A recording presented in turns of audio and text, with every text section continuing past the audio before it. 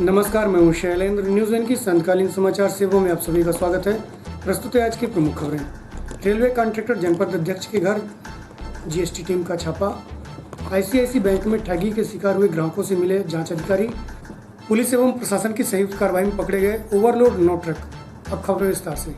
रीवा शहर के समान थाना अंतर्गत नेहरू नगर स्थित रामपुर नेकिन के जनपद अध्यक्ष केडी सिंह के निवास पर आज प्रदेश जीएसटी एवं सतना एंटी एविजन ब्यूरो की 20 सदस्यीय टीम द्वारा संयुक्त छापेमारी की गई।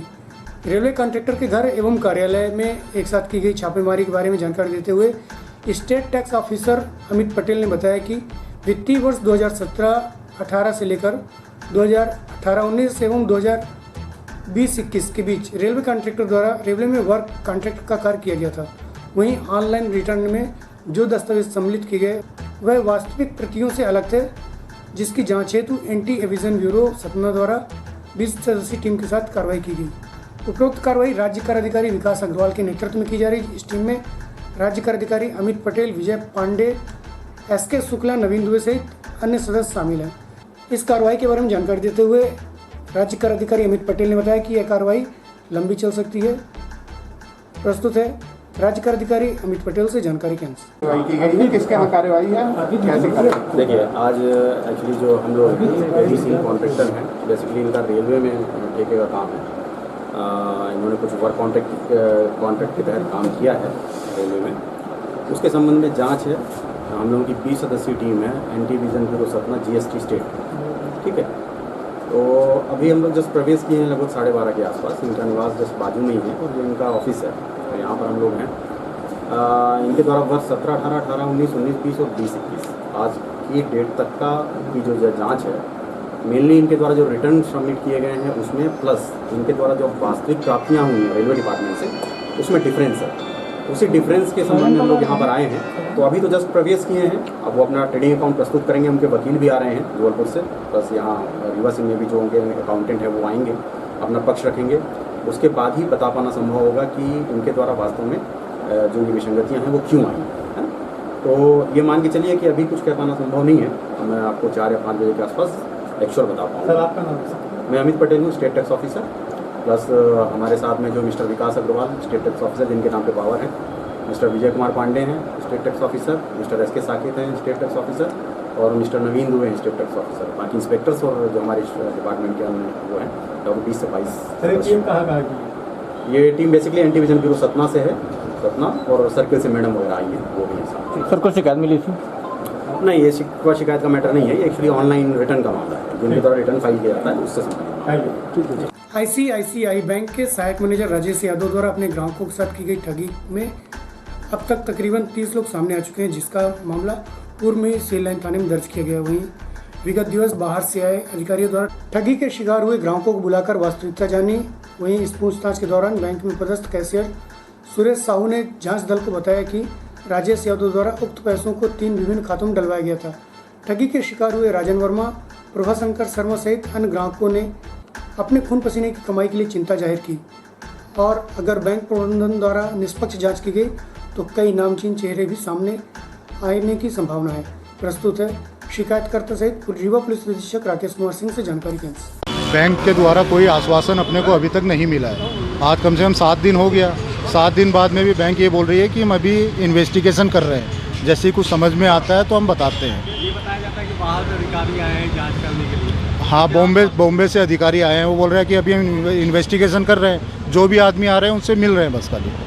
बैंक का कर्मचारी ने जो फ्रॉड किया है, आपने बोला कि बैंक का कर्मचारी ने फ्रॉड किया है, तो आपकी रिस्पॉन्सिबिलिटी क्या है? ऐसी बात हुई आपकी? नहीं, अभी तक कोई हमको कुछ क्लियर नहीं किया उन्होंने। ये बोल रहे हैं कि जांच के बाद पता केवल जांच हो रही है अभी बस।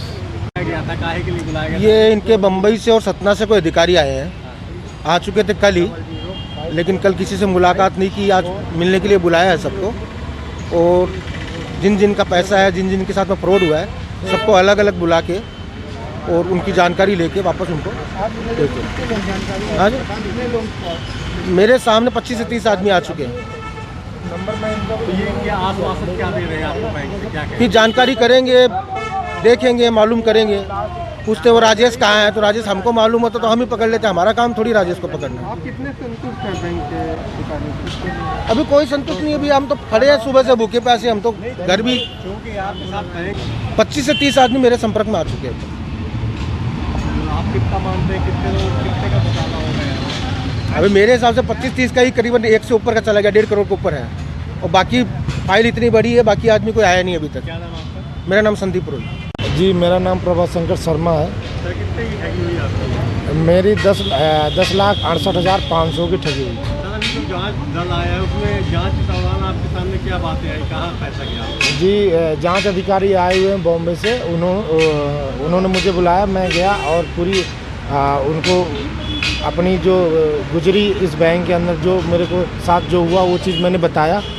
तो उसके बाद उन्होंने जो कैशियर है उनको बुलाया और कैशियर से बात किया मेरे सामने ही कि हाँ भाई, आपने इनका चेक आया था तो 10,68,500 का, तो वो पैसा तुमने इनको दिया? उसने कबूला कि नहीं, मैंने इन्हें नहीं दिया। फिर उसके बाद उसने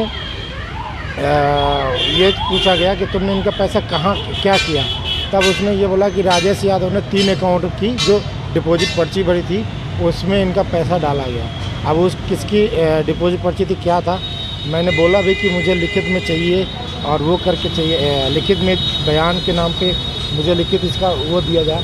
तो अधिकारियों ने ये बताया कि ये इंटरनल जांच है, हम इसका ऑलरेडी बयान नोट कर लिए हैं और इंटरनल जांच में क्लियर हो गया है। आश्वासन दिया है बस, और कुछ नहीं, कि पैसा वापस हो जाएगा, आश्वासन दिया है ये चीज़ का, लेकिन कार्रवाई अभी तक कुछ खास नहीं हुई है।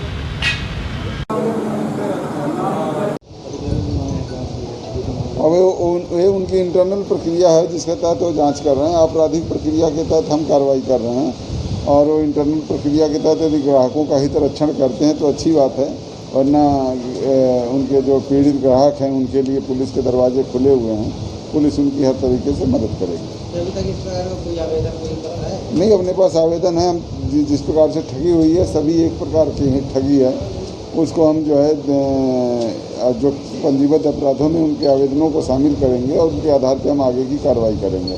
हम इंतजार कर रहे हैं कि ICICI बोर्ड जो है, बैंक जो है, ऐसे लोगों के हितरक्षण के लिए क्या कार्य कर रहा है। कौन से बैंकों पर? नहीं, ICICI बैंक के ऊपर वही कर्मचारी के ऊपर दर्ज हुआ है, बैंक के ऊपर नहीं होता है। बैंक के व्यक्ति दोषी होता है, सिस्टम है, सिस्टम में व्यक्ति अपराध करता है तो व्यक्ति के खिलाफ होता है, चाहे वो किसी भी संस्था से जुड़ा हुआ व्यक्ति हो, आपराधिक कार्रवाई की। जिला प्रशासन एवं पुलिस प्रशासन द्वारा अवैध उत्खनन एवं परिवहन पर लगातार संयुक्त कार्रवाई कर रही है। इसी कड़ी में आज मुखबिर से मिली सूचना पर रीवा कलेक्टर इलैयाराजा टी एवं पुलिस अधीक्षक राकेश कुमार सिंह के निर्देशन पर त्योथर SDOP नवीन दुबे के नेतृत्व में सोहागी थाना प्रभारी पवन शुक्ला एवं टीम द्वारा हाईवे में छापामारी की कार्रवाई करते हुए ओवरलोड गिट्टी ले जा रहे 9 ट्रकों को पकड़कर कागजात की जांच की एवं कागजात न होने पर थाने में खड़ा कर दिया, जबकि खनिज विभाग एवं परिवहन विभाग द्वारा अवैध परिवहन एवं रॉयल्टी चोरी की कार्रवाई करेगा। प्रस्तुत एक झलकी एवं रीवा पुलिस अधीक्षक राकेश कुमार सिंह से जानकारी के अनुसार।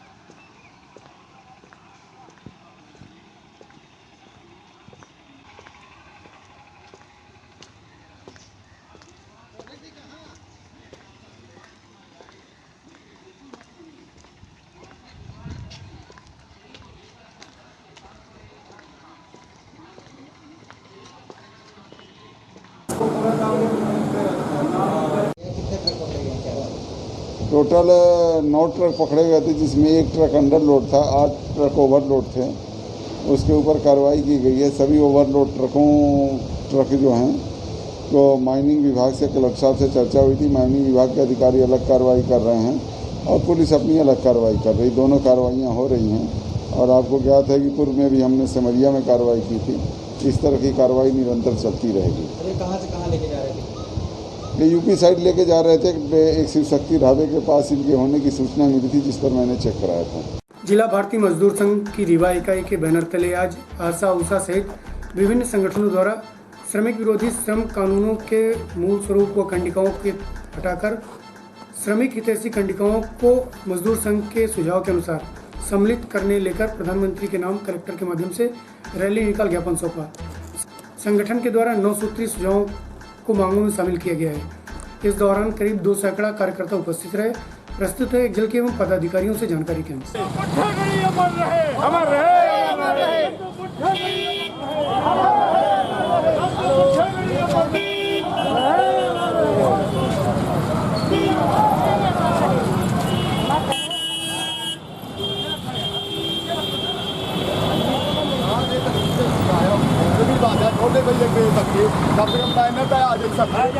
पीछे बेवकूफ भाई सबके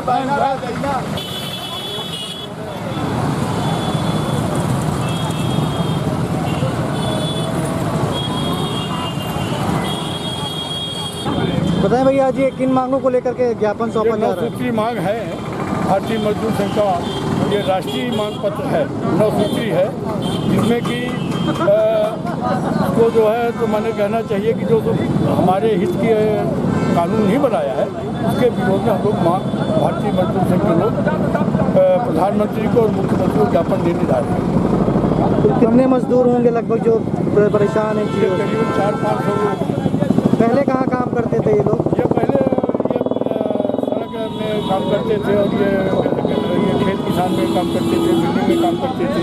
बीड़ी के मजदूर यहाँ काम है, दैनिक वेतन वाले काम है, कृषि ग्रामीण है, किसान मित्र हैं, ये सारे विभागों में ये हमारे जो है काम करते हैं। पूर्व में भी ज्ञापन सौंपा गया था, उसके बाद आज फिर अभी कोई कार्यवाही नहीं, आगे अपना बताएंगे। क्या है कि जो श्रम कानून केंद्र सरकार ने संशोधन किया है उसमें 29 कानूनों को 4 कानून में कन्वर्ट कर दिया है। 4 कोड हैं उसके अलग अलग नाम भी दिए गए हैं। तो मैं उनको बता रहा प्रमुख हूँ। मांगे क्या? ये कोड ऑफ वेजेज जो है पहला कानून है, उसमें भारतीय मजदूर संघ उसका विरोध नहीं करता है क्योंकि वो बहुत कुछ श्रमिकों के हित में है। और industrial relation code 2020, occupational safety health and working condition code और सोशल सिक्योरिटी कोड, ये 3 कोड ऐसे हैं जिसमें श्रमिक हित प्रभावित हो रहा है। इसका विरोध कर रहे हैं हम लोग और आज कलेक्टर के माध्यम से प्रधानमंत्री को ज्ञापन देने जा रहे हैं। शुभ नाम आपका?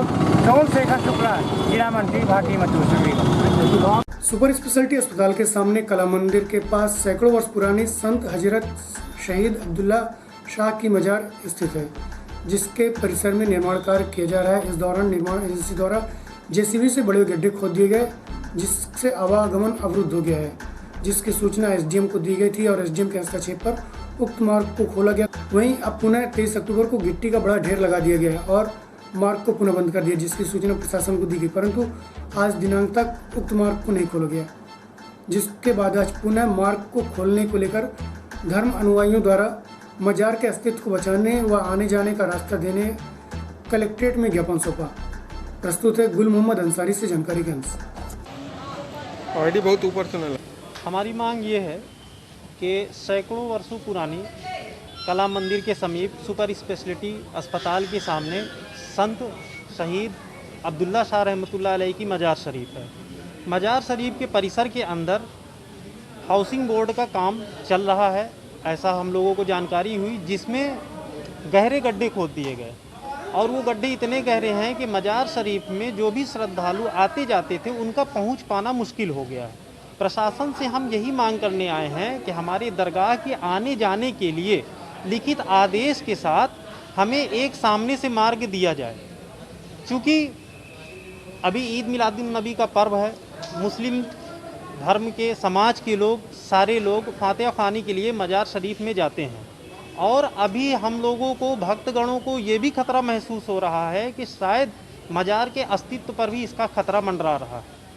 तो इसी जो है तो चिंता और दुख के साथ प्रशासन से कई बार हम लोगों ने मुलाकात की, जिस पे एसडीएम हुजूर के द्वारा निरीक्षण करके उसके बाद निर्देशित किया गया ठेकेदार को कि आप सामने की रोड खोल दें। ठेकेदार द्वारा 23 अक्टूबर 2020 को सुबह शुक्रवार के दिन सामने की रोड खोल दी गई और लगभग उसी दिन शुक्रवार की रात 12 बजे रात में रोड को फिर बंद कर दिया गया। फिर हम लोग प्रशासन को इस तरफ उनका ध्यान आकृष्ट कराया, लेकिन आज दिनांक तक वो गेट नहीं खुला। हमारी मांग ये है कि आने वाले त्यौहार 30 नवंबर के पहले पहले हमें लिखित आदेश के साथ दरगाह आने जाने के लिए एक रोड दी जाए। अन्यथा हम लोकतांत्रिक तरीके से जो भी हमारे अधिकार हैं धरना प्रदर्शन उसको करने के लिए हम बाध्य होंगे, जिसकी समस्त जिम्मेदारी शासन प्रशासन की होगी। आपका नाम? गुल मोहम्मद अंसारी। कोविड-19 महामारी के नियंत्रण हेतु प्रशासन द्वारा अस्थायी मानव संसाधनों की भर्ती की गई थी, जिसके तहत स्टाफ नर्स, पैरामेडिकल स्टाफ सहित चिकित्सकों की भर्ती NHM द्वारा की गई थी, जिसकी अवधि 31 अक्टूबर को पूरी हो रही। वहीं प्रदेश के अन्य जिलों में पदस्थ स्टाफ को शासन द्वारा समयावधि में बढ़ोतरी की गई, जबकि रीवा जिले को किसी कारणवश एक्सटेंशन नहीं मिला, जिस पर रीवा कलेक्टर द्वारा पदों की आवश्यकता को लेकर मिशन संचालक को पत्र लिखा। वहीं इस दौरान कार्यरत सेवा कर्मियों द्वारा अपनी अवधि बढ़ाए जाने की मांग को लेकर रीवा मुख्य चिकित्सा एवं स्वास्थ्य अधिकारी से मिल अपनी मांग रखी। प्रस्तुत है जानकारी के अंश। आपके माध्यम से मैं जानकारी बताना चाहता हूँ कि यहाँ पर कोविड कमांड सेंटर रीवा है। यहाँ पर सभी हम लोग अस्थायी कर्मचारी के रूप में काम कर रहे हैं विगत 6-7 महीने से, और हमारा जो एक्सटेंशन था अभी 30 अक्टूबर तक किया गया था। अब क्या है कि जो वहाँ से ऑर्डर भेजा गया है NHM से, संचालनालय से, उसमें हमारे रीवा के सभी अस्थायी कर्मचारी जो काम कर रहे हैं, पैरामेडिकल, आयुष चिकित्सक, लैब टेक्नीशियन, ANM, फार्मासिस्ट, इन सभी को पूरी तरह से नील कर दिया गया। दैट मीन्स कि अब हमें इनकी आवश्यकता नहीं है। आदरणीय CMHO साहब का कहना ये है। शासन द्वारा आप लोगों कितने लोगों को रखा गया था? हम लोग पूर्व से ही 68 थे, अभी 1-2 लोग चले गए हैं, बाकी 66 लोग अभी हम लोग बचे हैं। NRHM के माध्यम से हैं। हमारा पूरा पैरामेडिकल स्टाफ और प्लस डॉक्टर, आयुष डॉक्टर, साथ में हम लोग 66 लोग बचे हैं अभी। सरकार अब क्या कह रही है? सरकार अभी आज जो पूरे LMP में एक्सटेंशन दिया गया है तो रीवा को छोड़ के बाकी सभी जगह दिया गया है। अभी हम लोगों ने CMHO सर से मिले हैं सभी कोई मिलके, तो बोले हैं कि वहाँ से मिस्टेक हुआ है NRHM। तो क्या कोरोना काल अब समाप्ति की ओर है? नहीं, समाप्ति की ओर नहीं है। डेली कम से कम 50 से लेके 20 तक में डेली का रेशियो बढ़ रहा है, और अब और ठंडी आने वाली है तो हमेशा निरंतर बढ़ता ही रहेगा। तो अब आप क्या चाहते हैं? अब हम लोग चाहते हैं, मांग कर रहे हैं गवर्नमेंट से कि जो ये हमारी सरकार है तो कम से कम रीवा वालों को क्यों छोड़ा जा रहा है भाई? यहाँ तो कोरोना बढ़ ही रहा है। मैं बोलता हूँ। हाँ बोलिए।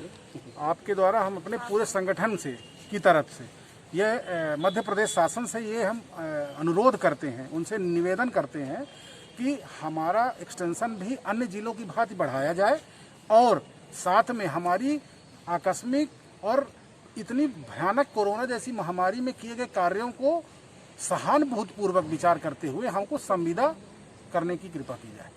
क्या कहना चाह रही हैं आप अपना? जो हमारे यहाँ ऑफिस से गया है, CMO ऑफिस द्वारा गया है प्रस्ताव, उसमें सभी की मांग की गई है, जबकि और स्टाफ बढ़ाया जाना चाहिए, लेकिन इसमें सीधे ANM और फार्मासिस्ट को तो गायब ही कर दिए हैं। और जो मतलब स्टाफ नर्स हैं तो वो हमारे में 15-16 हैं, जिसमें 8 बस किए हैं, तो ऐसे थोड़ी होगा। और आगे जो होना चाहिए तो आगे बढ़ाना ही चाहिए, नियमितीकरण करना चाहिए। इस महामारी में हम लोगों ने सबने कंधा से कंधा मिलाकर काम किया है। तो पूरे मध्य प्रदेश में कोविड सेंटरों के जितने भी लोग हैं, तो क्या आप लोगों की चर्चा हुई आपस में? जी बिल्कुल हो रही है, पूरे मध्य प्रदेश में।